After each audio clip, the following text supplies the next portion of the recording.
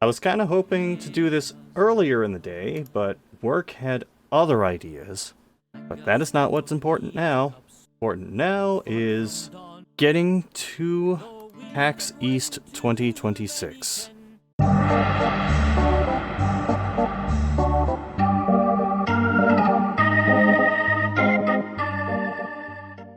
So going to this event was kind of a last minute thing, and I was only going because I could go with somebody else. Not just that, but the day before I was supposed to leave, I was leaving on Thursday, I was scrambling to get as much stuff done and prepared and in place so that I wouldn't have anything to worry about while I was there. So because there was so much I was trying to get done at the last minute, I eventually got to the point where it was 1 in the morning. I went to lay down in bed, and I went, wait a minute. I didn't pack. That's how all over the place I was leading up to this shit. In the end, I wind up getting maybe an hour and a half of sleep before I have to head over to the airport. Which thankfully my wife was willing to drive me to the airport. Because otherwise I would be taking the get a lift at like 5 in the morning route. So 2 things about the Columbus airport for this particular day that I was traveling. The first is that part of the airport was under construction, so it was kind of rough on the way in. I think my flight was at like 7:30 in the morning or something. And there was some issues with TSA, which were probably going to cause the lines to be longer. So I say, you know what? I am going to get there 2 hours before boarding starts. So we get there, and I go to check my bags, line up for the security check. And the line, it was the longest line I had ever seen, like, going through the security checkpoints. The part that they have roped off for a security check is already pretty long, but this went so far beyond it. It went out of the entrance to the security checkpoint. It went all the way past the check-in desks for the airline that I was flying, went past the check-in desk for another airline I was flying, and partially blocked the way into one of the like central hub areas in the airport. I mean, it was at least moving like a few feet every 10 to 20 seconds, but still. As this was going on, I walked by a camera that was set up on a tripod. At some point that Thursday morning, it's possible that I may have shown up as part of the B-roll for a news report in my local area. So the line is going, and going, and going, and it's still taking a very, very long time. I'm becoming very conscious of, like, how much time all of this is taking. And eventually I'm like, am I even going to make it to boarding on time? And it turned out the answer to that was no. I was in one of the later boarding groups, so I didn't need to be there right on time. However, it was getting a little dicey. Like, I did make it on the plane. However, I got there 2 hours ahead of boarding. By the time I got through security, it was 7 minutes after my plane had started boarding.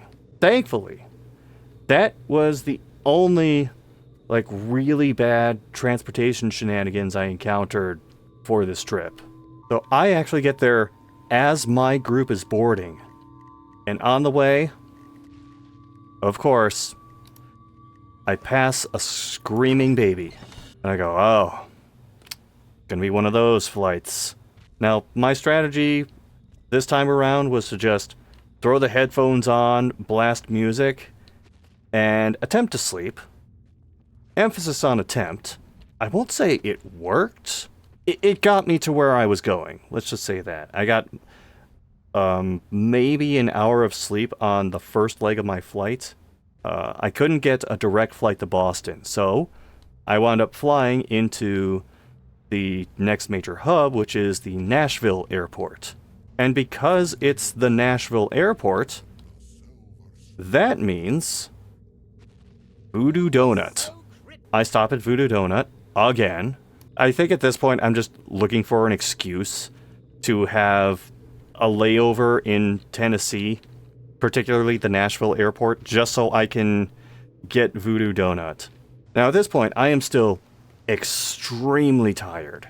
And I say, alright, I need to get some sleep just so I can function sort of like a human being would.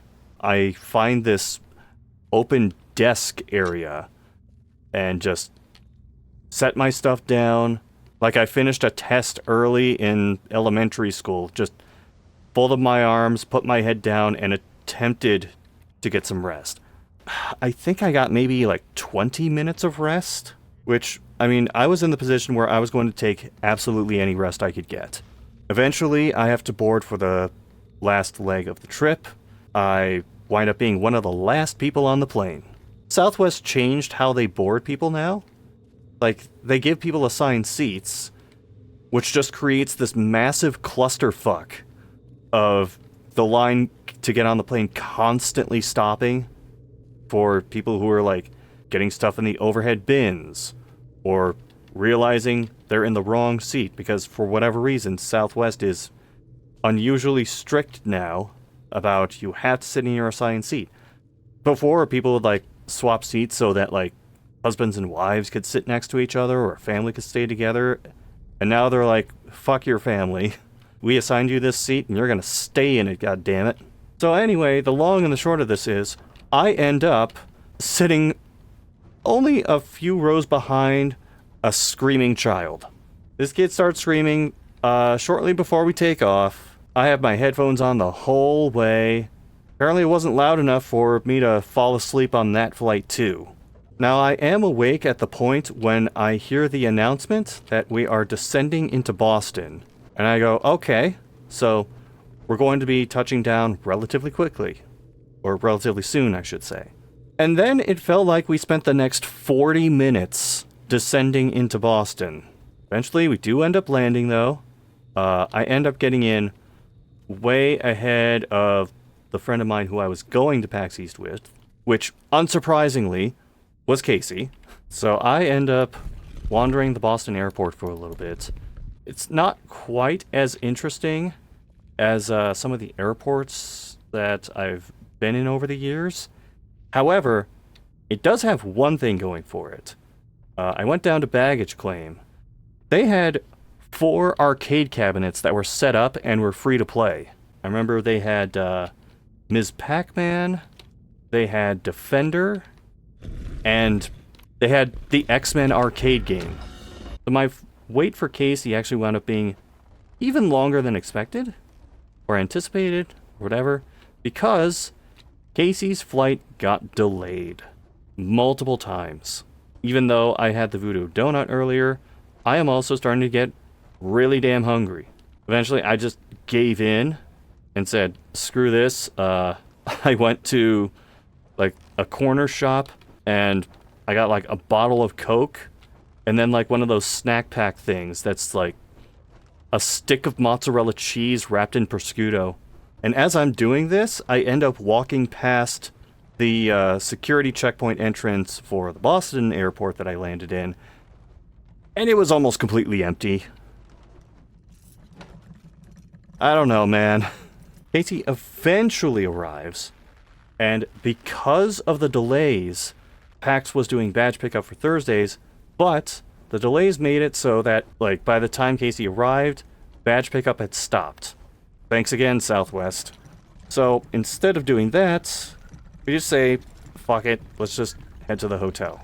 We get to the hotel, check in, drop off our stuff, and it's getting kind of late, and we both decide, fuck it, let's just get pizza from somewhere.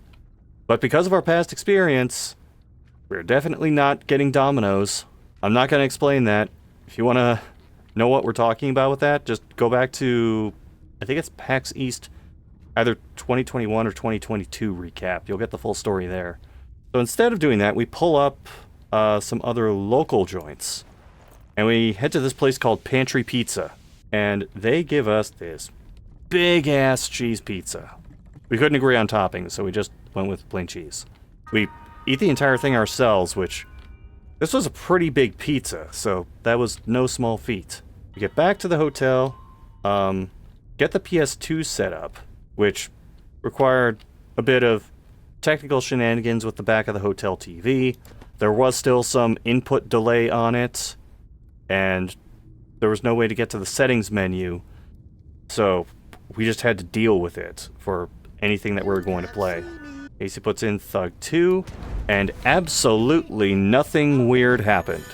There were certainly no incidents involving the Baron Samedi character, who used the Beaver Blast move to make it look like he was shitting in trash cans or shitting on walls. Nothing of that sort happened. Anyone who tells you otherwise is a liar. We both get to sleep and wake up the next morning on Friday. Now, I will note, because of how late the decision was made to go to PAX East, we could not get a hotel that was, you know, decently close by. So instead, we wound up staying at this one hotel that was a quick train ride and a bus ride away. Train. Well, it's not quite a subway. Tram. We'll call it a tram. They just call it the T in Baston.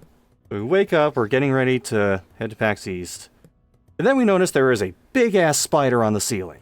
Because both of us are incredibly spider-averse, we end up calling the front desk, say, hey, anyone there who, could, maybe do something about a big-ass spider in our room? And they're like, yeah, we'll send one over. So about 10 minutes later, this dude comes into the room, and he's got a vacuum cleaner. And I'm like, oh, I know exactly where this is going. So I had been keeping tabs on the spider while this guy was on his way to our room, which I'm not sure how it took so long to get to our room, because our room was the very first room on the first floor hallway. We were basically 10 seconds away from the front desk walking. But he gets the vacuum cleaner, sucks up the spider, we say thank you, he walks out. After that, we elect to go to the cafe to get a quick bit of breakfast. I have questions about how certain things are handled there. I think that's the most polite way I can phrase it. So for one thing, we get there and there is this one person there who is like cooking a pizza of some sort. They open the oven, the pizza is on fire. It's not like a raging inferno, but there are like 2 or 3 spots on the pizza where there's clearly just flame. And another thing, they have a latte machine there.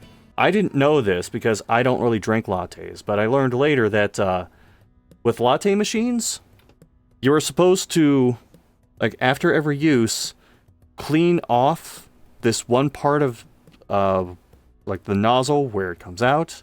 And instead of doing that, they had this this rag that they wrapped around the entire thing. It's not a rag that they used to wipe anything off of it. It's just a rag that they wiped around it so it wouldn't drip onto other things. In other words, it was dirty.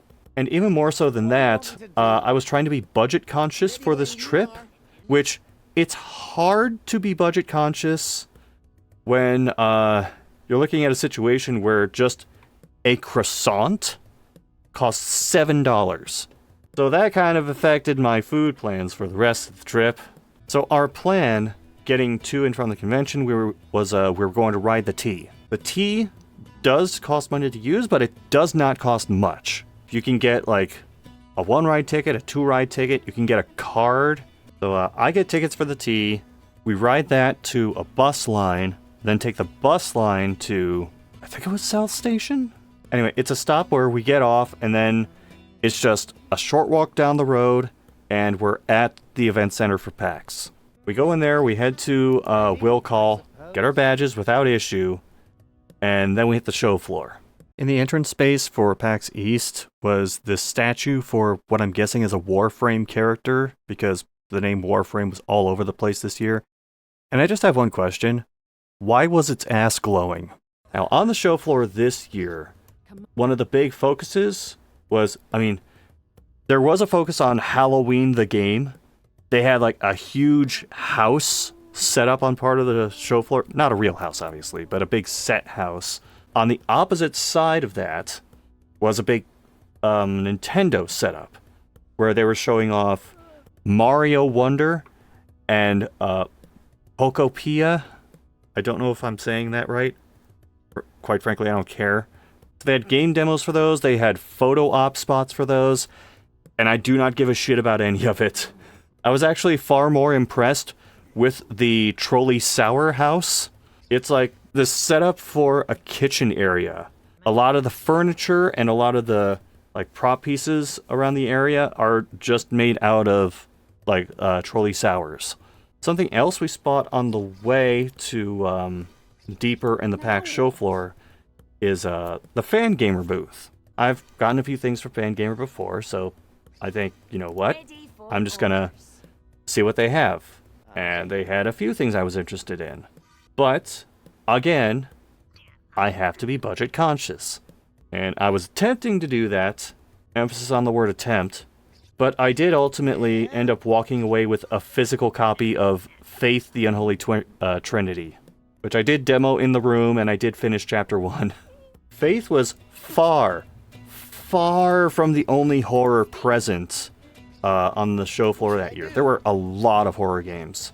Mouthwashing was there as part of a multi-game setup for one group of developers. The Paranormal Activity game was there. And I was looking at the footage for this, and I'm going, wait a minute. The way that character is holding the flashlight, I know I've seen that before, and I realized it's running on the same fucking engine as a ton of those Fearless games that I've played. And they have this big setup for it with video screens, and you walk into this dark room for it, and I'm like, I'm looking at this footage going, nope. I did end up playing some of the horror games on the show floor, which I will get to later. There were also setups advertising various things that are computer related. And one of the things that they were showing, I just see this banner as we're walking through the show floor. I see the letters DLSS. And I'm thinking, oh, are we really doing this? And then I keep walking, and the rest of it comes into view, and I see DLSS 4. It's like, damn, that was a close one. Part of me wonders if they were going to have a DLSS 5 setup, and saw people react to it and went, maybe not. It would have been more obvious if, like, the banner had, like, a piece of tape over where the number should be, and then someone would write on 4, but no, that's not what happened here. Now, something I'm interested in when I go to shows like these, obviously there's the big-ass setups for the big players in the video game space, like Nintendo, NIS America had a booth, Double Fine had a booth, they were showing off Kiln. There was actually one group that was just nothing but Polish developers. And I did end up checking out some of the games over there because Poland is a surprisingly big player in the video game world. I mean, even beyond CD Projekt Red. But we're walking around, and I find this game from a solo dev. I can't remember the name of it off the top of my head. It's a retro-styled RPG. It's 8-bit styled, and then he says, why don't you press the select button for me, see what happens. I press select, screen darkens for a moment, comes back up. The game is 16-bit now, and the sound font changes to be like a 16-bit game. I'm playing through this game, and it's very clearly inspired by, like, Final Fantasy, a little bit of Dragon Quest, some other offshoot stuff like Breath of Fire, Illusion of Gaia. You can see elements of this and that. I'm playing through this, and then I cast Bolt with one of the, like, magic users in this temple area, and the game hard crashes and brings up Notepad with this big-ass text dump. I mean, I would have been disappointed if that didn't happen at least once while I was out there, but damn. We continue walking around, and in the process, we end up discovering, I think this thing was called Fighter's Forge. It's a 4-player game where you're playing characters that are kind of designed in the same style of, like, a beat-em-up, so Fighting Force is what immediately came to mind for me. However, the way it controls and the way the mechanics are set up makes it more Power Stone-like. We also walked by this one booth that was showing guitars. Like, people were playing Clone Hero, and we thought, okay, what's different about this? It was a modular guitar. So, you could take certain parts out of it easily. You could fold up the guitar into, like, a relatively compact unit. And I'm like, okay, now I see the appeal of this. We keep walking, and we end up passing this game. I actually wrote the name of this one down. Secret of Weepstone. It's this entirely black and white dungeon crawler, and it's very clearly playing off of the D&D aesthetic, mechanically and in presentation, to the point that during battles you can actually see multi-sided die roll onto the field for like attack rolls, like saving throws, stuff like that. And I can't confirm this because I didn't get a chance to try this myself, but it looked like there might have been an element where like the way that your party is lined up affects how certain things play out. That reminded me of Unicorn Overlord, and then reminded me, oh shit, I still need to finish Unicorn Overlord. And then we keep walking, and we end up walking by this very strange looking booth with like a cardboard cutout of a really pixelated guy in front of it. And this is the No Quarter Games booth. The developers of Brazilian Drug Dealer 4. That was the game they were demoing, the fourth game in the Brazilian Drug Dealer series. And they were also selling various merch, which would allow you to pick up a copy of Brazilian Drug Dealer 3. Yes, I do have to tell you the full title. Brazilian Drug Dealer 3. I opened a portal to hell in the favela trying to revive Mitaya, and I need to close it. By the way, there is also a Brazilian Drug Dealer Before 4. Demons from the portal to hell I opened are still in the favela, and now I have to save Mamadas from Ronaldo. I was not aware of the Brazilian Drug Dealer series, but I mean, just check Steam. The reviews are like overwhelmingly positive for this shit. We keep walking, and I see out of the corner of my eye what looks like Indie-calypse. And I'm thinking, wait, no, this cannot be that anti-humor game that I reviewed years ago for Operation Rainfall. The one that was so violently unfunny that I just gave it like one of the lowest possible scores on the site. No, it was not that. Thank fuck it was not that. It was actually Indie-pocalypse. And they were advertising that they were selling physical copies of games. They were, but not in the way I expected. So Indie-pocalypse sells both full-fledged games and like collections of shorter games. They're all like super low budget. Like, one solo dev works, and he's got what look like cases for cassette tapes all on his table, and each of them has like hand-drawn art on them. And when I say hand-drawn art, you're probably imagining like stick figures or something. No, these are like really well done drawings for individual games and collections of games. And when you take what looks like a cassette case and flip it over, you realize, oh, it is a physical copy of a game because it's on a USB flash drive. And I'm thinking, okay. And long story short, I did end up picking up a collection of games from this person. Now, while we are out there, we start getting messages over Discord from Jeremiah Isaiah, who wasn't there this year, but some of his friends were there. He lets them know we're there, and then they contact us, let us know where they are, and we meet up with them. It was Ivan and Acid, and they were there with another circle of friends. So we hung out with them for a bit. Actually wound up meeting up with them again later a couple of times. While we're with them, we end up walking out of the show floor, and we head to the game room. Specifically, the retro game room. Now, Casey and I have one thing in mind, which is GoldenEye. I would say it's become a tradition, maybe not necessarily a PAX tradition, because we pretty much try to do it anytime we're at a con together and there's a retro space. But for PAX specifically, we're making it a tradition to play GoldenEye, like anytime we happen to be there at the same time. But before that, we walk past this one CRT TV setup, and there was a dude there playing Duck Hunt. He just needs to take a break for a bit, so he asks our group if anyone wants to take the light gun and try playing some Duck Hunt.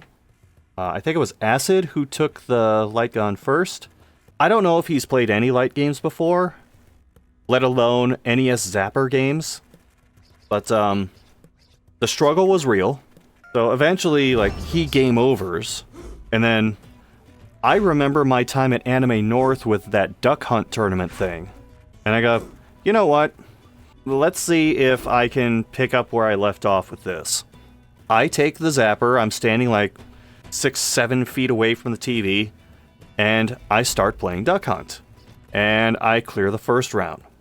I should specify, when we took over, the game had been switched to the clay pigeon shooting thing, so it wasn't the ducks.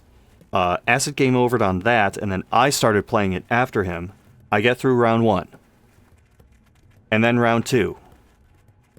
And then round 3. Around round 4, I realize I have not missed any of the clay pigeons yet. And I didn't miss any in round 5. Or round 6. I think I did miss one in round 7. But then we get to round 8. And then round 9. And then round 10. And then round 11. And 12. And 13. And it just keeps going. And I don't know how in the hell I am hitting all of these clay pigeons. But this just went on and on and on. And my score is getting higher and higher and higher. I'm in the hundreds of thousands of points at this point. And the guy next to me who started this whole thing is like, you fire guns in real life? And I'm just like, no. I wasn't doing anything particularly special. I was just looking down the sights, aiming at the clay pigeons, and hitting fire.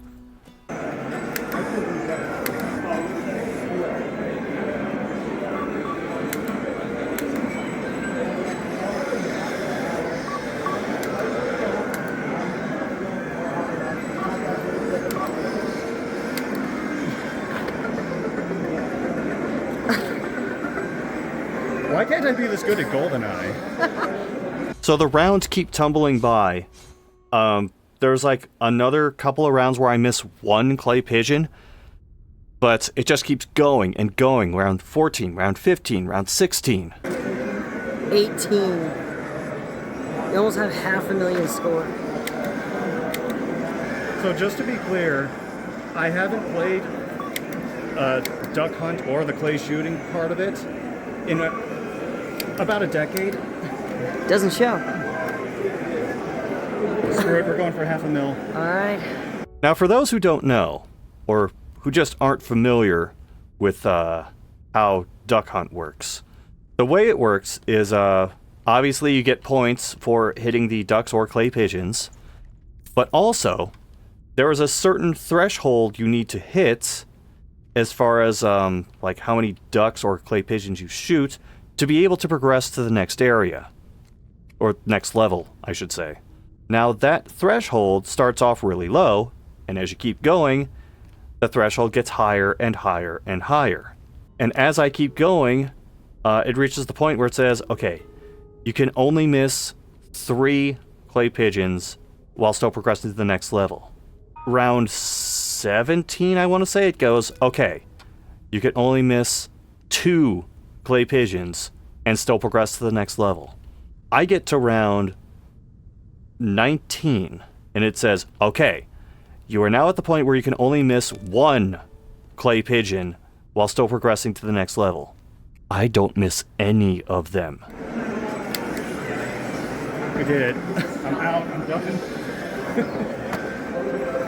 Keep going. And Carlos, take over. And the game goes, alright, you're at round 20 now. Fuck you. You can't miss any of the clay pigeons anymore.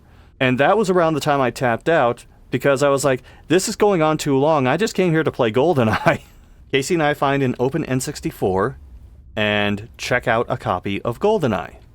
And we start trying to play it. We're trying to play through the whole game. But something becomes very apparent very early on. There is latency on the TV we're playing on. And it is bad enough latency that it legitimately becomes a problem trying to play GoldenEye.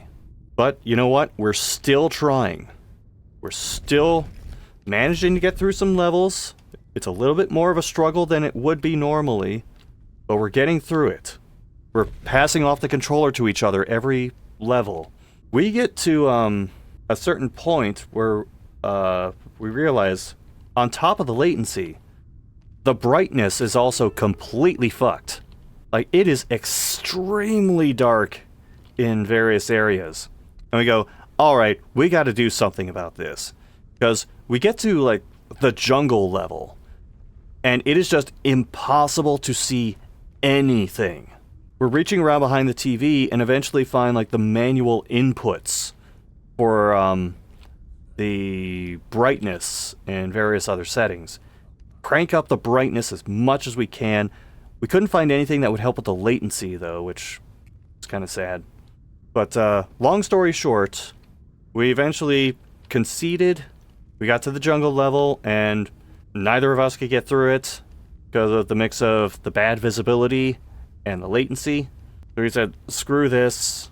Maybe we'll try again some other time, but for now, we gotta eat. And that is what led us to leaving the event center and going down the street to a Jimmy John's.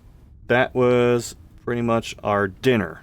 I should also note that at this point in Boston, it was very cold and very windy, and I had left my jacket at the hotel.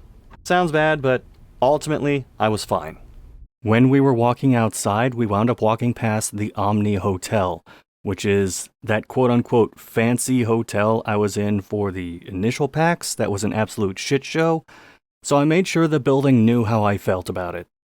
So from Jimmy John's, we take the bus and the T back, but along the way we do stop at a CVS, and that's where I end up buying my breakfast for most of the rest of the trip, which is a bag of powdered donuts.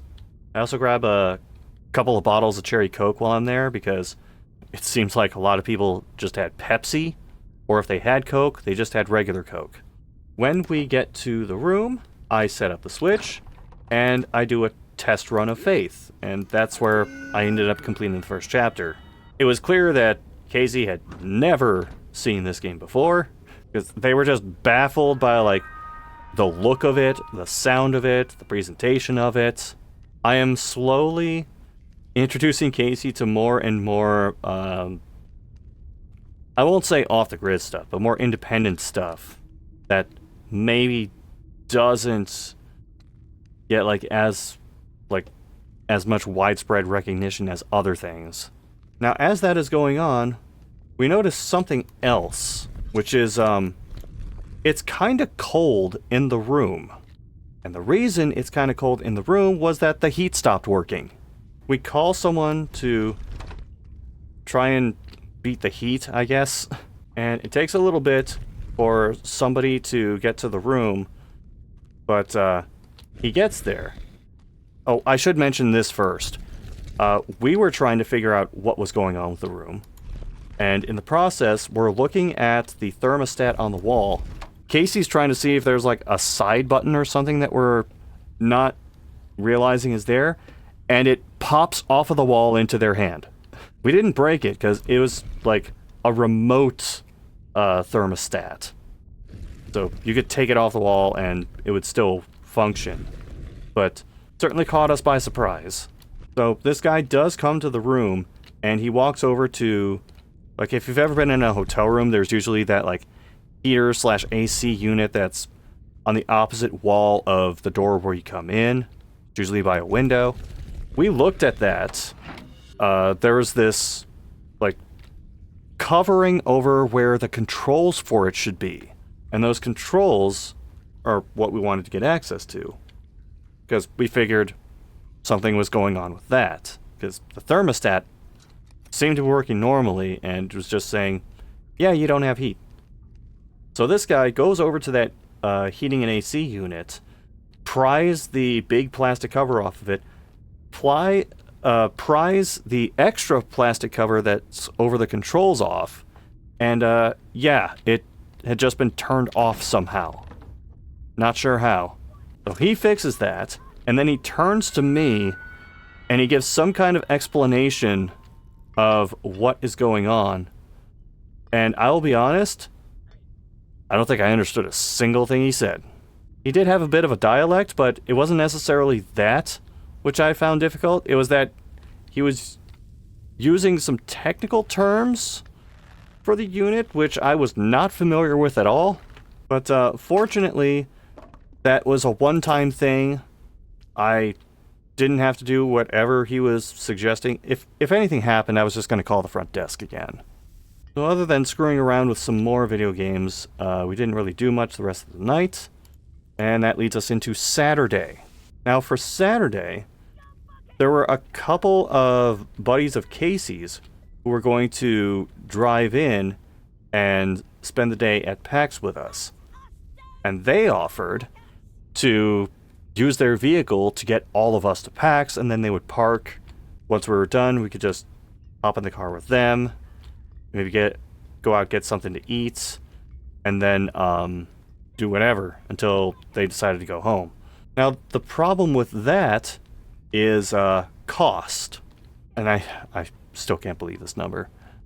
If you wanted to park at the parking garage not attached to the event center, but the parking garage that is down the street a bit, it's right next to where Casey and I came out from the bus line. So, a short walk away. If you wanted to do that, parking would cost $70 for one day. Naturally, Casey and I like realized that this is what it cost, and we're like, "Are you sure about that?" But they said, "Yeah, we're sure about that." So they show up, they pick us up, they're cool people, and we drive over. They park in the garage, and we hit the show floor. Now, because they were only there for one day, we pretty much decided that whatever they wanted to see or do, we would just default to them. I mean, it's the least we could do for them agreeing to drive us over. So we get there, we look for a game called Of a Devil. We do find that, and they have their time with that. And while that's going on, I am still checking out other games, and I find this one game from an independent developer called Nocturnum. It's one of those like top-down like shooter things.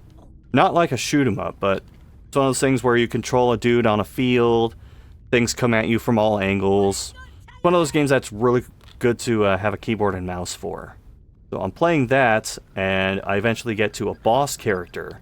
I get told by Casey they had to go for a panel that was being put on by some of their friends, because some of the people from Obsidian Entertainment were there, and Casey's worked with them a lot before. And I tell him, okay, just give me a moment to kill this boss that I'm on, and I'll be good to head out. Get the boss's health all the way down, and then I just hear the developer who's watching me play say, "I'm sorry. Boss's health regenerates, second phase initiates." And in this phase, he has like a wolf companion that spawns and attacks with him. And of course, if you whittle down the health of the wolf, another one just respawns immediately. But with a little patience, I get it down and I say, like I said, once this boss is dead, the developer just cracks a smile, reaches behind his desk, and hands me a pin that says, I defeated this boss for Nocturne, coming soon. We all ship out, we find the panel room. It's 3 people from Obsidian Entertainment and 1 person from, I think it was EIDOS Montreal. And they were all there to talk about Grounded 2. Specifically, they announced a couple of things that were coming to the game, one of which was a lizard. I think his name was Dozer, but it's like the new big bad that you could fight in the game.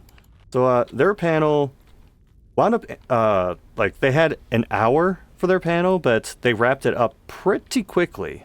So we head out and meet up with them in this space outside. I am terrible with names, but I did remember the name of one of them. Well, not their actual name, but they answered to the name John Obsidian, and that was the one name that I remember the entire time. We all decide on this local restaurant that we want to go to, and along the way, I end up in casual conversation with the person from EIDOS Montreal. This was a person who obviously worked in Montreal. They're so used to talking with Americans who don't really know anything about Canada that they said it was something to the effect of, I just tell people I'm from the middle of Canada, and then I hear this and I go, oh, so would that be like Manitoba? And they go, Ready when you are. Actually, yes. I'm not used to Americans knowing anything about Canada other than Toronto. But they say, yeah, I'm from Manitoba. I actually grew up around Winnipeg. And then I just throw out this offhand comment where I go, oh, Winnipeg, home of the Blue Bombers. And again, they're not expecting anyone to know, like, what that is. So they go, did you just say home of the Blue Balls? And I would know. Blue Bombers. The Winnipeg Blue Bombers. The CFL. And they're just like, how do you know that? The reason I know that, I have Canadian friends, and I have exposure to Canadian sports other than hockey. So we head down the street. We actually end up going down a staircase and then down another street. And we end up at this place called Citrus and Salt. It's a relatively nice restaurant. There was like an indoor like video screen golfing thing across the street, so I just look out the window and I see people swinging golf clubs in front of this giant video screen. You can tell this place was a little nicer because one thing I noticed is that nicer places will have a brunch menu, and that is exactly what we wound up getting. I think I had like a quesadilla. Can't remember what all was in it, but it was pretty damn good. We end up splitting with the Obsidian and EIDOS Montreal crew. We're wandering the con a little bit more.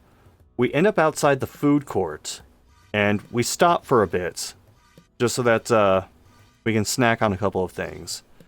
We're actually not sitting down. We're at this like table where you can just like stand in front of it or lean on it, and this happens to be like off to the side of a main hallway where all the foot traffic's coming through. Out of the corner of my eye, I see a person walk toward us, and then a few feet away from me, just stop, and is very clearly looking in my direction. I'm like, okay, what the fuck is this? I turn toward this person. It's H2O Mask Man. So, yeah, we met each other at PAX again, although it's east this time, not west. I knew he went to PAX West. I didn't realize he would also go to PAX East regularly. But yeah, we hung out for a bit, chatted, then we eventually went our separate ways there. Now I end up wandering a little bit more. At this point, I'm with Casey, and we're just meeting up with the other friends later. We wander around, and we eventually realize Mega 64 has a booth there. And as we are passing the booth, their Neon Genesis Evangelion skit is playing on their video screen. And Casey walks up to them, introduces himself, and Rocco is like, oh shit! And then they had like a nice little few minutes conversation, exchanged pleasantries, and we went on our way. So we link back up with the friends, And they take us to a place that they know for dinner. It's a ramen place kind of removed from that part of Boston. It's called Toto Ramen. And you know what? Pretty good ramen. I saw that they had onigiri as an appetizer, like the little rice ball things with the seaweed wrap. So I said, you know what? I'll go for one of those. They actually had one that was stuffed with pulled pork, so I went for that one. And I'm thinking, okay, this thing's probably gonna like be able to fit in my hand pretty easily. It's not going to like spoil my appetite for the rest of the night. Nope. This onigiri is like the size of a softball. You get your money's worth, but damn. So that's all finished. We head back. We get to the point where we're going to like enter the parking garage that we stopped in and head home. And we're passing these other restaurants. And I see one with a kind of confusing name. Because the way the sign was written, it looked like Sally's a Pizza. Now, naturally, my question is, why is Sally a pizza? The friends drive us back to the hotel, say our goodbyes, and we part ways. We get back in and we start playing some of the other games that I brought for the PS2, one of which was Gran Turismo 3, one of which was Time Splitters, and then, just for the hell of it, I threw in Godai Elemental Force. Because I think it's safe to assume that nobody knows what in the hell that is. Godai Elemental Force is a 3DO made game. And it runs like shit. It plays like shit. It sounds like shit. I think Vinny might have played it on one of his Vinesaw streams at some point. But I'm pretty sure I saw it on a Vinesaw stream by someone. If not Vinny, then possibly Joel. Now, as we're going through all these games, it's getting later, we get a slight case of the munchies. We decide to see what is in the snack shop that's behind the front desk. We walk in there, it's a pretty small space that they just crammed like a freezer in, and then some shelves with like candy and popcorn and whatever. This place is, I'm just going to tell you the prices of some of the things in there. A normal-ass candy bar, like a Snickers, Milky Way, Kit Kat, $4. A cup o' noodle, $6. A can of Red Bull, $7. We decided that none of that was worth what they were saying it was. Went back to the hotel room and had some of the stuff that we picked up from CVS.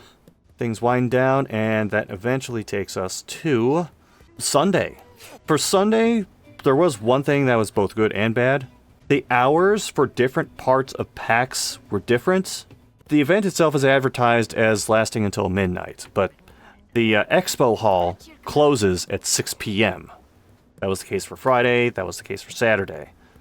I don't know what Thursday was because we weren't there in time for it. But we try to get there as soon as we can for Sunday, but shit still happens, and we don't even get out of the door until, like, 10:30. Thankfully, though, like, Boston's public transit, like the T and the bus system that we took, still pretty effective, so we did get there with enough time to do a bunch of other stuff. One thing I noticed was the Guns of Icarus devs were there, and they had basically Guns of Icarus in space to show off. And the thing they made a point of with this was that, yes, there's still, like, the big-ass ship you can command with 4 people acting as various parts of the crew, but they also had a ship that was smaller that could be run by 2 people, and then they also had these smaller, quicker fighters that could be piloted by 1 person. And they did this in the case that you can't, like, pull together 4 people in one team and 4 people for the other team to be able to play head-to-head against each other. So I tried that out for a bit. It took a little getting used to for the controls. For the, I played the, like, 1-player fighter thing. But, I will say, handled pretty alright. The aiming takes getting used to, but other than that, pretty good. Now, there was another developer there who was showing off a couple of games that he'd made. And one of them was a horror game. I think it was called Within the Walls. And I'm looking at this, I'm thinking, okay, it looks like a horror game. What's different about it? I get to the setup for this, and I realize there is a keyboard in front of me. There is no mouse. And I'm a little confused at first.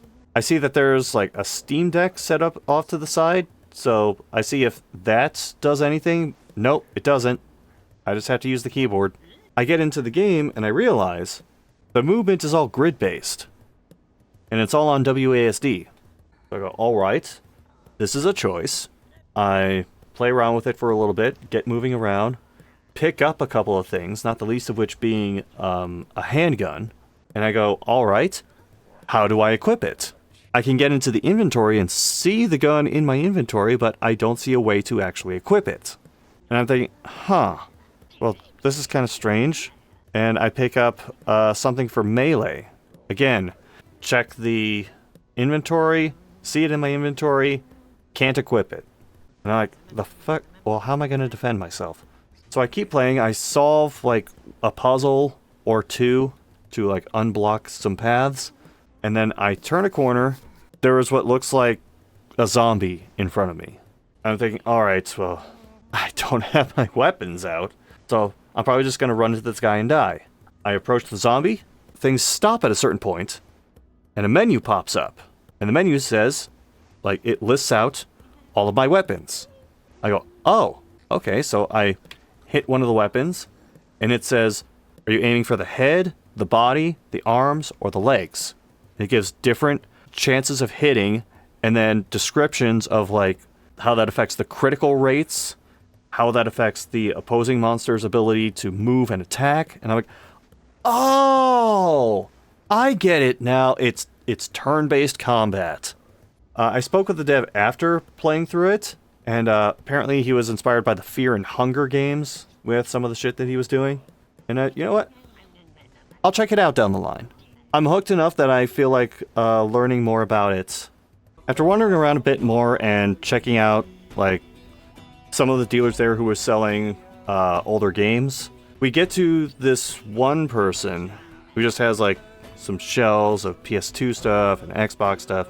Casey picks up a couple of games. We decide to take a bit of a break, and we go to the food court to get lunch. It is way less crowded than when we saw it on Saturday. Like, we were actually able to find a table. Casey gets their food first, and then I go and get my food and come back. Casey had, like, a pile of napkins on the table. Like, not an organized, like, stack of napkins. They're just kind of, like, clumped on the table.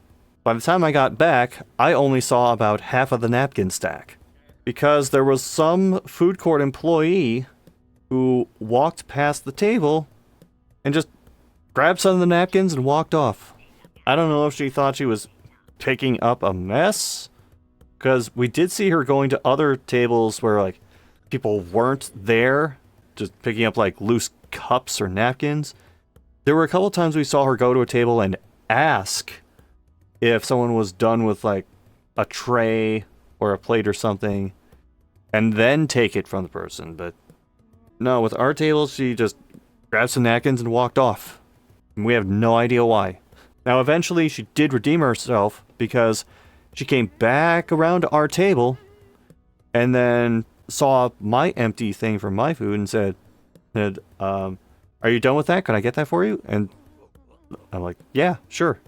Once we're done there, we head back down to the expo hall floor, test a few more games, end up back at the No Quarter Games booth, where they're showing Brazilian Drug Dealer 4. I got a couple copies of the soundtrack, because with the soundtrack, they included a Steam code for Brazilian Drug Dealer 3. Now, I have a copy of that, and Casey has a copy of that. Now, we were also walking past these other booths, and a lot of these people will have, like, various things they give out for promotional purposes. Like, there was one who was holding up a sign saying, "Wishlist our game, get a pin." And you know what? I wishlisted their game, they gave me a pin. But there was another one that I could see they had this stack of posts. I can't remember who this dev was, or, like, what games they were advertising. I checked the poster, and it doesn't say the name of a game on it. But this dude just looked right at us and said, "Please, for the love of God, take a poster." Casey took one, and I in a pure Sunday brain moment, look at this guy and completely deadpan say, I will only take your poster if you give me a poster. This guy's Sunday brain says, oh, I'll give him 2 posters. And I have 2 posters for that now. We keep wandering around. We're looking at more people that are selling older games.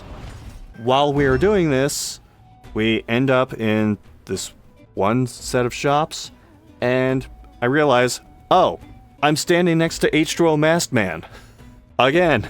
And Masked Man had some incredible news for me.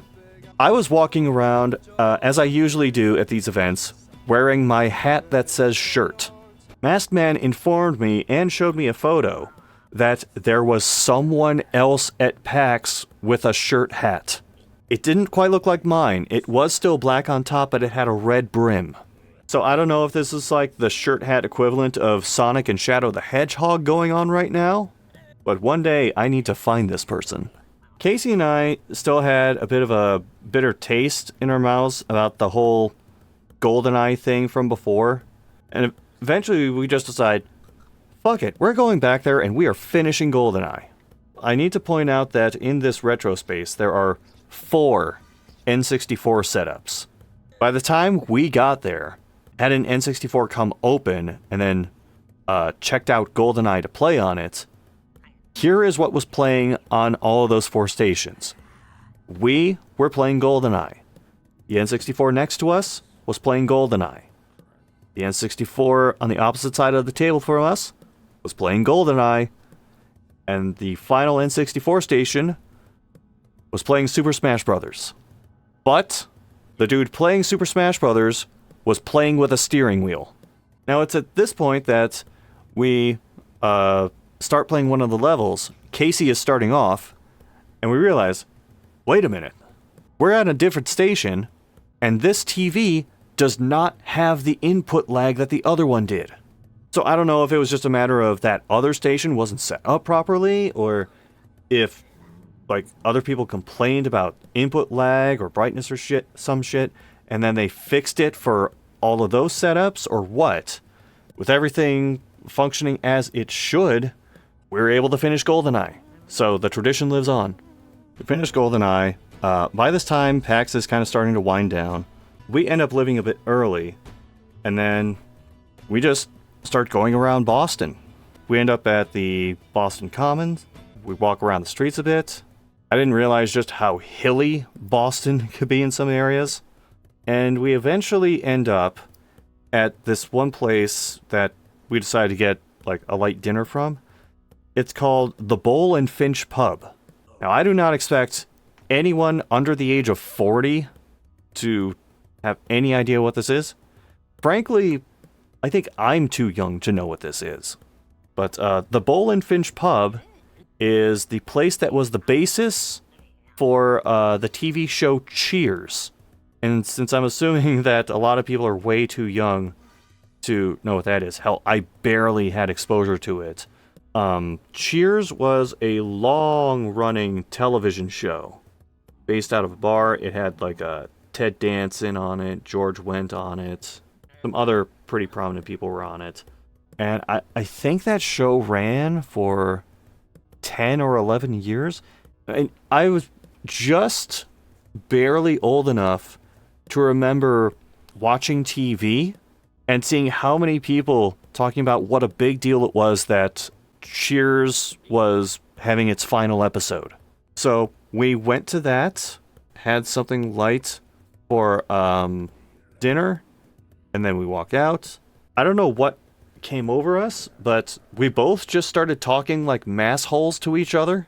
I think it's that when you're in Boston and you're within a certain distance of a Dunkin' Donuts, that just kind of naturally comes out of you. Speaking of which, we did stop at a Dunkin' Donuts, got a couple of things, and then headed back to the hotel, and I tested another game, because while we were browsing these various places that were selling old physical video games, I picked up a copy of a game that I've actually been meaning to get for a while, but hadn't yet. Aggressive Inline. Because I'd heard decent things about it, and you know what? I was pleasantly surprised. Now that said, there were some weird moments, like physics just breaking, or there was one moment where I fell through the level, but it happened so quickly that I couldn't get my phone out to film any of it. But yeah, overall, pretty fun, actually. And then we eventually went to sleep, and that takes us into Monday. Rather than taking the T and the bus to get to the airport, we decided we were just going to wait for an airport shuttle that the hotel apparently had. Only catch with that was we had to wait till the top of the hour, which ended up working out anyway, because if we had taken the T and then the buses, it would have taken roughly the same amount of time, but we would have had to pay to use the T and the bus shuttle. So we both had the same airline, so we could go through the same terminal, hung out a little bit, and then eventually said our goodbyes. Casey's plane took off before mine, and I decided to hunt down something else to eat and drink, because the donuts ran out. And I'm going to, like, all of these, they're called Hudson. They're basically like corner stores with food and drinks and trinket crap. And I'm realizing none of them have cherry Coke. I went to 3 different Hudsons, because I checked, like, the actual restaurants and fast food places. None of them listed cherry Coke either. I found, at the 3rd Hudson I went to, 1 bottle of cherry Coke toward the back of the refrigeration unit. So I got that, and then I went back and I got a couple of donuts from Dunkin', and that was my belated breakfast.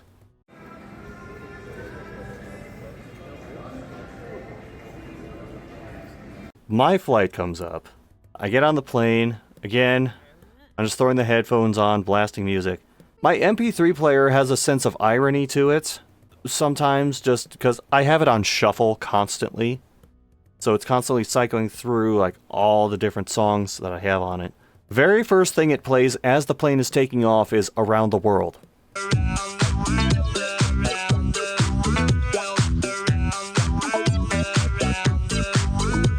Now, this time my connecting flight was in Chicago. So my connecting flight went to Chicago, specifically the Midway airport for Chicago, not O'Hare. As we were getting off the plane, this lady in front of me turns around and says, "Hey, would you mind helping get my carry-on out from the overhead compartment? It's pretty heavy." And I go, "You know what? Sure." So I reach up and I get this carry-on suitcase out. It kind of tips toward me a little bit, and juice starts leaking out of the suitcase and all over my arm. I'm like, shit, lady, your suitcase is leaking. She was really apologetic. I don't know why she had, it smelled like orange juice. I don't know why she had orange juice in her suitcase. That just seems like a recipe for disaster. But there were some, like, paper towel things that some of the on-flight crew gave me to, like, help clean off a little bit. And then once I was off the plane, I beelined it to the restroom and just, like, washed and wiped off my arm. And some of it also got on my shorts, so, like, toweled that off as best as I could. Now, I have a pretty decently long layover at the Midway airport, so I'm looking around for things to eat and drink. I figure, well, we're not going to have the Boston problem here. I'll just get some cherry Coke. There are Hudson stores here, too. So I'm checking them, and I'm checking, like, the legit restaurants. Nobody has cherry Coke. Absolutely nobody. I checked 7 or 8 different places. So eventually I cave in. I just, fine, I'll just get a regular Coke. And then I also got this, like, thing of mac and cheese. The cheese was a mix of, like, pepper jack and something else, and it was actually pretty good. And the flight from there back to home, and it was advertised as being like an hour long. We actually got there in like just over 40 minutes. It was such a short flight that I don't even know why the flight attendants bothered handing out like drinks and snacks to people. And from there, my wife Tiger picked me up at the airport. I think 9:15 at night when I got back, so it wasn't a ridiculous hour or anything. And that was PAX East.